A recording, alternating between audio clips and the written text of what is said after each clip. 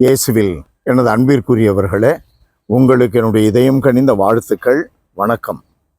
அன்பானவர்களே, யோவான் நற்செய்தி 3வது அதிகாரம் 22-30.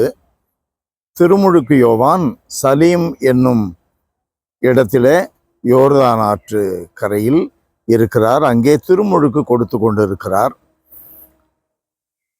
மக்கள் அங்கு திருமுழுக்கு பெற்று வந்தார்கள். யூதர் ஒருவருக்கும் யோவானின் சீடர் ஒருவருக்கும் தூய்மை சடங்கு பற்றி விவாதம் எழுந்தது. அவர்கள் யோவானிடம் போய், ரபி, யோர்தான் ஆற்றின் அக்கறை பகுதியில் உம்மோடு ஒருவர் இருந்தாரே, நீரும் அவரை குறித்து சான்று பகர்ந்தீரே, இப்போதும் அவர் திருமுழுக்கு கொடுக்கிறார், எல்லாரும் அவரிடம் செல்கின்றனர் என்றார்கள்.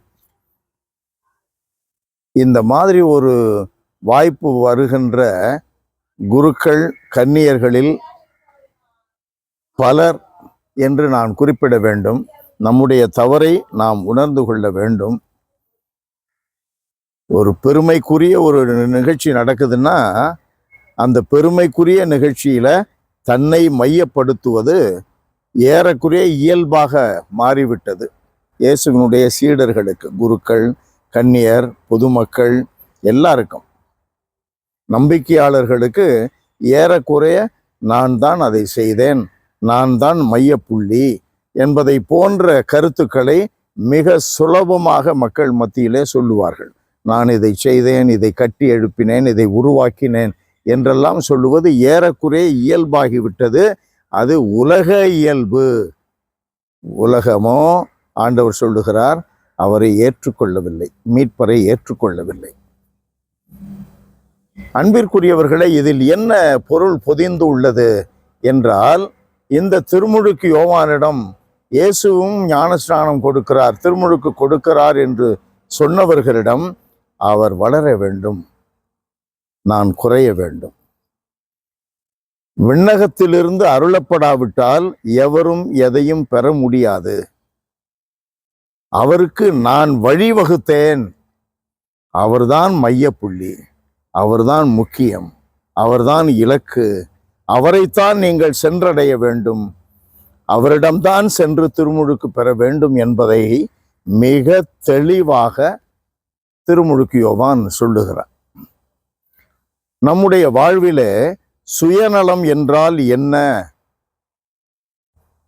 சுயநலத்திலிருந்து வெளிவருவது என்றால் எப்படி என்பதை மிக தெளிவாக நமக்கு உணர்த்தக்கூடிய திருமுழுக்கு யோவானுடைய நிகழ்ச்சி இன்றைய நற்செய்தி பகுதி. ஆண்டவர் இயேசு தன்னை பற்றி சொல்லும் பொழுது 14:6 யோவானிலே அவர் குறிப்பிடுகிறார், நானே வாழ்வு, நானே வழி, நானே உண்மை.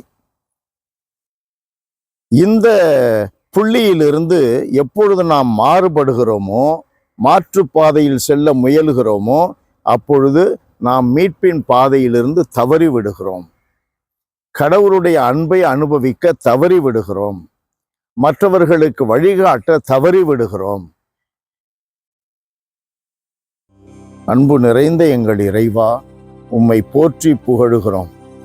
எல்லா சூழ்நிலைகளிலும் அன்பான எங்கள் கடவுளே, எங்களுடைய உண்மை நிலையை நாங்கள் அறிந்து வாழ எங்களுக்கு உதவி செய்தரணும்.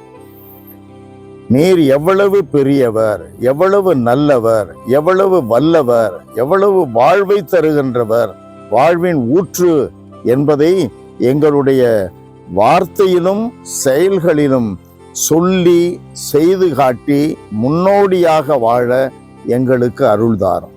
இயேசுவின் நாமத்தில் ஜெபிக்கிறோம் பிதாவே. ஆமென், ஆமென்.